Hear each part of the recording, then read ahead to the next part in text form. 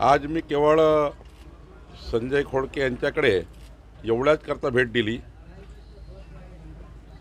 माननीय दिवंगत अजितदादा पवार यांच्या श्रद्धांजलीचा एक बैठक अमरावतीमध्ये 9 तारखेला सायंकाळी 6 वाजता घेण्याची योजना आहे। त्याकरता एक बैठक आम्ही घेतली।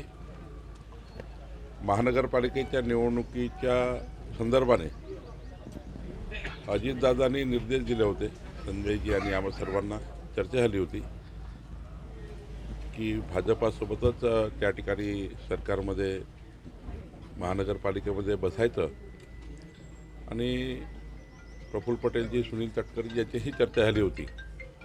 त्याप्रमाणे संजय खोडकेजी आणि आमदार खोडकेताई यांनी महापौराचा फॉर्म भरतानाच त्यांनी आम्हाला समर्थन दिलं होतं। त्यामुळं तो काही आज संदर्भ नव्हता। आज संदर्भ केवळ श्रद्धांजली सभेचा होता। ती सभा 9 तारखेला सायंकाळी 6 वाजता अमरावतीमध्ये होणार आहे।